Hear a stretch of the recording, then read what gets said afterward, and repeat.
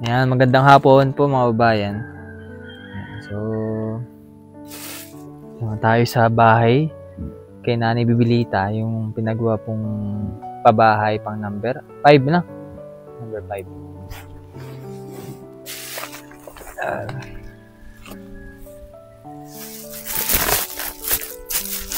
Saradini.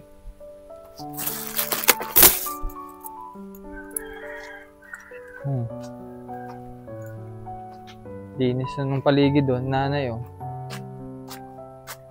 Kasi pag yung magawalis. Sino po nagawalis na eh? Si tatay, lagay ko muna din yung Oo, at ako hindi na makapagwalis, masakit ang pag-o. Ayan na po kayo natutulog. Ayos eh. Linis ng paligid eh. Kita mo ba eh? Basta si tatay, basta si tatay Tanggol ay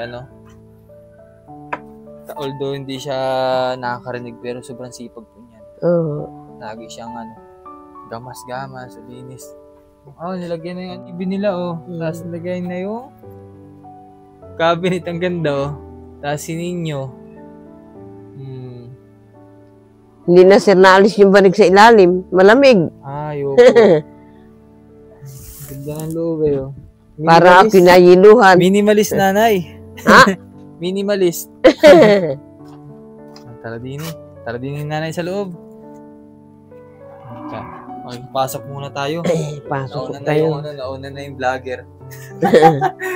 Nag-alis pa sir ng silas ay. Ay, okay lang ho. Ay, nakakuha ng korte.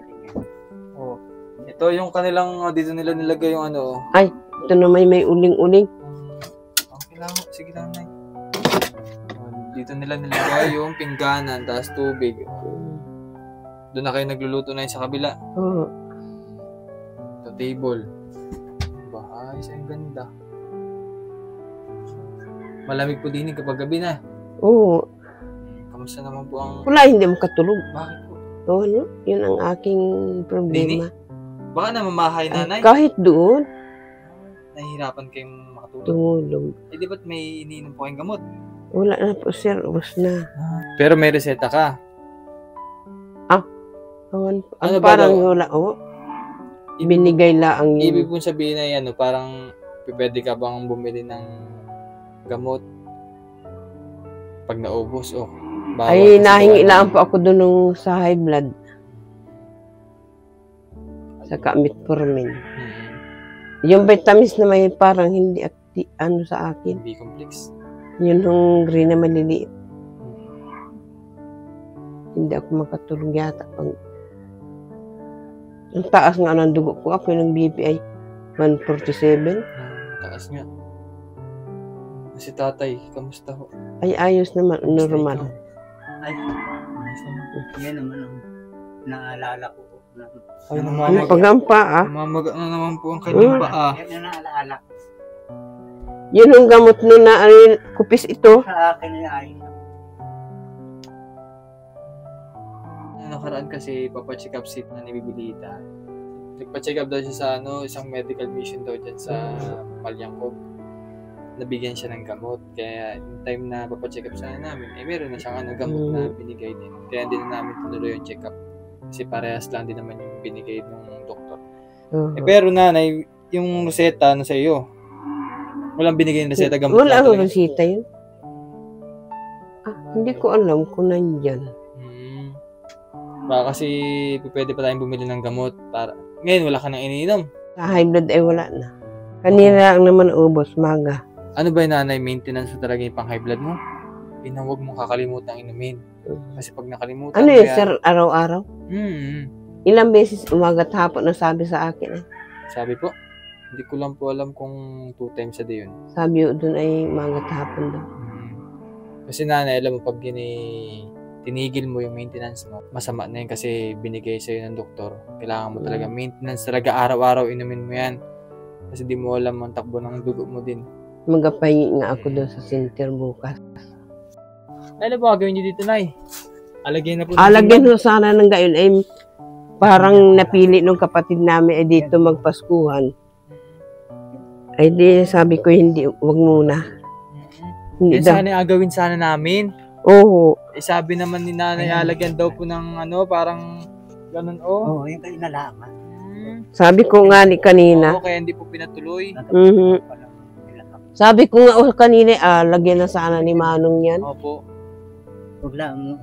Oo. Sabi naman ni, si nanay ata nagsabi na, ay, alagyan naman daw Isa po. pa. Oo. Eri, gusto kong baguhin. Alagaan ko ng... Alagyan daw sir ng pinto, papunta CR. Gawa ng dili ko alaga yung... Oo, pwede naman po. Kayo pong bahala. Yung pinakang baw, dili ko alaga. Yung deposito nandun sa tabi doon, sa may langka. Opo, alaga. Para hindi na ako maikot sir baga dyan. Dito pa sana madaan niya kung paalaga yung... Dili ko na lang alaga yung... Sabi ko, tanongin ko muna, baka Wala magayon pong problema. Yung pinakang baw. Alaga ko na lang ng PVC. Kapag sa... Baguhin ko na rin, alaga. Dili ko pati alaga yung abuan. Opo. Para hindi naman doon magluto. Paikot-ikot. Paikot-ikot eh, no? Medyo ano po kasi sa kabila kasi yung pinakalutuan din nila. Doon mismo talaga sila nagluluto. Parang ang nangyari po ay talagang higa. Tulugan lang po ito nanay, no? Tulugan. Dito lang naman yung bahay nila. Kaya naman... Kami naman yung tatlong natulog dyan, yung apo kong Si JR po. bago kami Tingala na magkakama. yung ko alaga naman sa kapila. Oo. Ako naman yung kapila. Opo. Hindi naman ay nadili. Yung pinakangkon nga ng bawlong. CR. Ay, nakapag-ukay na po kayo? Nakapag-ukay na? Nakapag-ukay na? Hindi pa po, hindi pa. Ukay. Okay. Painom daw. Painom. Nainom daw sa tatay. Naubo. Kailangan na asignalan mo si tatay. Ay, mag-hukay ka na. Hukay. Oo. Doon sa likod. Butas. Alang ako ng simento yun. Alagyan mo ng pinto. Oo. Doon. Alang ako ng simento. Oo. Yan, maganda po. Ay, ang agay ko pa na rin. Pag ako nakasahag pa sa... Senior. 2 months. Tubig. Isang taon pa. Isang taon. Baka April pa yun. Ay, meron pa naman puntirang ano din. Duplex. Oo, ariglagan ko na lang yan. Ayan, 29. 19 pala. 19 po. Kung mga babayan, meron tayong ibibigay kay nanay.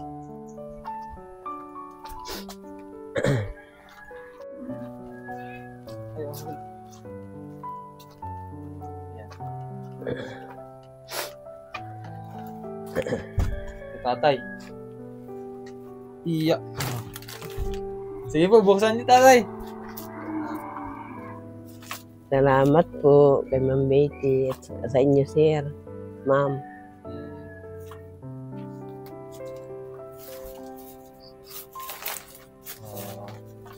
Ayan. Meron ng pang-ulam.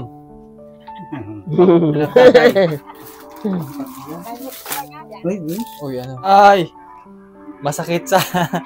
Ito nakakasugot ng paa ko. Oo. Yeah. Kasi si tatay... Pero ba't ako ang tagal Federico ko po, nagalaba, hindi ako nagasugat. ang nagalaba. Sipag ni rin maglaba. Ay, masipag din, sir, mag-anak niyan, ay. Magana po? Maggawa ng anak. Pinakahig pa.